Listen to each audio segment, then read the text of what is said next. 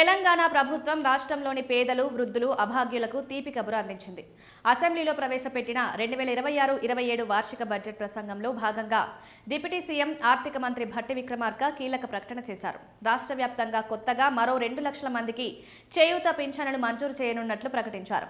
గత కొంతకాలంగా పింఛన్ల కోసం ఎదురుచూస్తున్న అర్హులైన లబ్ధిదారులకు ఈ నిర్ణయంతో ఊరట లభించింది. సంక్షేమమే ధ్యేయంగా తమ ప్రభుత్వం అడుగులు వేస్తోందని డిప్యూటీ సీఎం భట్టి విక్రమార్క వెల్లడించారు. బడ్జెట్లో అంకెలకు పరిమితం కాకుండా క్షేత్రస్థాయిలో సామాన్యుడికి లబ్ధి చేకూర్చడమే లక్ష్యంగా నిధుల కేటాయింపులు జరిగాయని వివరించారు. ఈ కొత్త పింఛన్ల పంపిణీకి ఎటువంటి ఆటంకాలు కలగకుండా బడ్జెట్లో భారీగా నిధులను కేటాయించామన్నారు. ఇప్పటికే పెన్షన్ల కోసం దరఖాస్తు చేసుకున్న వారి వివరాలను అధికారులు గ్రామ వార్డు స్థాయిల్లో పరిశీలించనున్నట్లు తెలిపారు. అర్హత ఉన్న ప్రతి ఒక్కరికి పారదర్శకంగా ఈ సామాజిక భద్రతా పింఛన్లను ప్రభుత్వం అందజేస్తుందన్నారు. తమ ప్రభుత్వం అధికారంలోకి వచ్చిన నాటి నుండి నిరుపేదల కళ్లలో ఆనందం చూడాలని తప్పిస్తోంది. ఈ అదనపు పింఛన్ల మంజూరుతో లక్షలాది కుటుంబాల్లో కొత్త వెలుగులు నిండుతాయని తాము ఆశిస్తున్నామని తెలిపారు.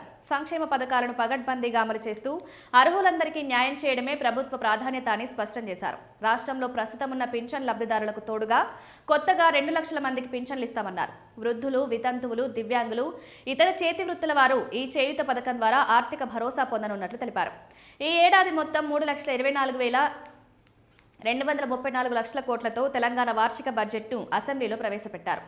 ఇందులో రెవెన్యూ వ్యయం 2,34,406 లక్షల కోట్లు కాగా మూలధన వ్యయం 47,267 కోట్లుగా వెల్లడించారు. కీలక శాఖలకు ప్రాధాన్యమిస్తూ అధికంగా నిధులను కేటాయించారు.